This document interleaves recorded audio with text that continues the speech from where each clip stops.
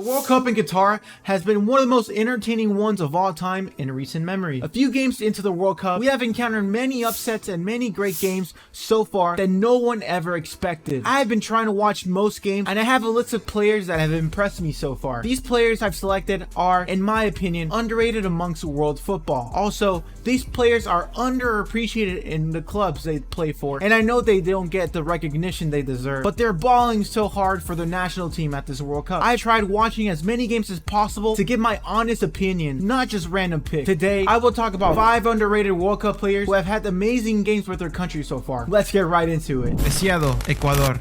Many might not understand this pick, but Preciado at Ecuador is having a hell of a campaign in Qatar. I could have picked Ener Valencia or Stupiñán for my Ecuador pick, but in my opinion, Preciado in Ecuador has been having an amazing World Cup. If you guys don't know who this guy is, he plays at the right back position for Ecuador, and it feels like he is the engine of this team. He currently plays for Genk in the Belgian Pro League. This young Ecuadorian team has a great dynamic utilizing their left back and right back, which makes Preciado stand out in this team. He goes up and down the pitch just like a regular right back in this day and age. At the age of 24, Preciado seems like the type of player many teams could go for after having these amazing performances. I know Ecuador is not a top country at the World Cup, but if you guys have the chance to watch a game, you should check him out and let me know what you guys think of the guy. He will not disappoint you. Sijic, Morocco.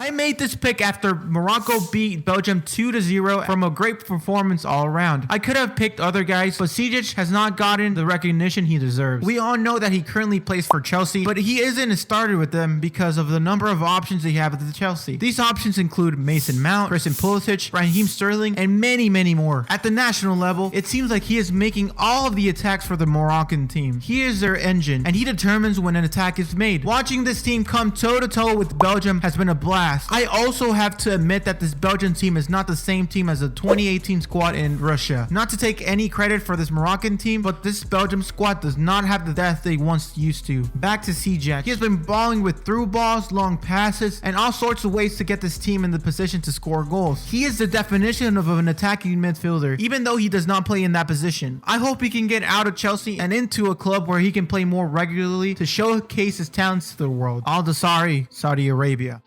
We all know I had to have a Saudi Arabia pick, especially when they upset the mighty Argentina with Lil Messi. This team had no support coming into the World Cup, and many people assumed that they would be in the group's last place. Even though that could still happen because of the recent loss to Poland and Argentina beating Mexico at the time of this recording, Saudi Arabia will go down as a team that beat Argentina, the underdogs of that group. The player I chose was Al Dasari. I believe he scored that second goal against Argentina during this competition, but watching closely at all the matches, he seems like he is the best all-around attacking option they currently have. That goal was a thing of beauty. It's crazy to think about they could pull off something like that. Their success came because their league ended a few months early before the World Cup. This made the players have chemistry with each other to perform at the highest level. Al Dasari has that winger touch that it's hard to explain. He drags the ball so well, and his control off the ball is another strength of his game. Like other players on this list, I wish a European team gave him the chance to prove him at the biggest leagues. What do you guys think of this pick? Sarr, Senegal.